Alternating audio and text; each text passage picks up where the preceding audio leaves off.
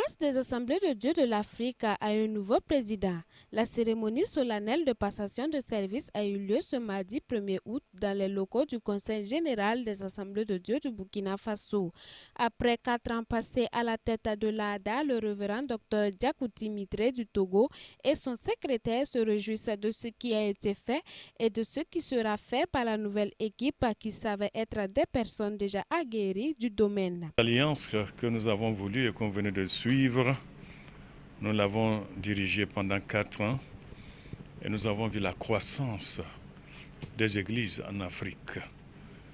Les pays faibles, là où il n'y avait même pas d'église, nos encouragements ont été entendus, les missionnaires ont été envoyés. Des pays où il n'y avait pas les écoles bibliques, nous avons encouragé et aujourd'hui ces pays dirigent, ont des instituts bibliques parce que l'Église Assemblée de Dieu est basée sur l'enseignement, sur la formation biblique. D'où vraiment nous nous réjouissons de cette poussée et nous rendons grâce au Seigneur tout en priant la continuité de cette Église dans toute l'Afrique. Ils sont tous présents au Burkina Faso à l'occasion de la conférence de l'Alliance des Assemblées de Dieu de l'Afrique de l'Ouest. En outre, le révérend pasteur Mitré a été l'un des pionniers de l'ADAO, créé aussitôt après l'ADA. J'ai été le président de l'ADAO aussi, parce que l'Église Assemblée de Dieu, l'Alliance, comme nous avons dit, après tout, nous avons compris qu'il est très important d'avoir des bureaux dans les régions. Donc l'Afrique de l'Ouest, j'étais le président.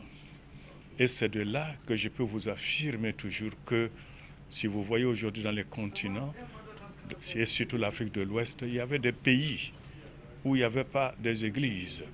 Mais les missions étaient envoyées. Oui, parce que nous avons renforcé. Qu'est-ce qu'on s'est dit? On a dit en Afrique de l'Ouest, il faut que nous puissions envoyer les missionnaires. Nous rendons grâce au Seigneur parce que le Burkina Faso avait déjà envoyé. Et quand on a fait, notre bureau a fait cet appel, lancé cet appel, les autres pays ont emboîté.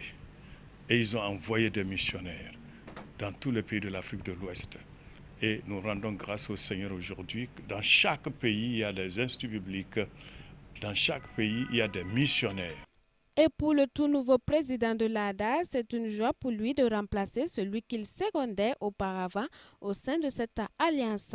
En outre, il a énuméré 3 grands défis qu'il se devra de relever les 4 prochaines années. There are many challenges. Beaucoup de défis à relever, mais ce que je peux dire d'abord, c'est ce que j'ai dit précédemment, c'est par rapport aux 54 nations africaines. Les églises des Assemblées de Dieu sont dans 46 pays et nous avons 8. Donc un des défis pour nous, c'est de pouvoir donc trouver des stratégies pour implanter des églises dans ces 8 pays dans les 4 ans à venir. Et comme deuxième défi, vous savez qu'actuellement nous sommes dans la décennie de Pentecôte et nous avons fixé des objectifs d'ici 2020.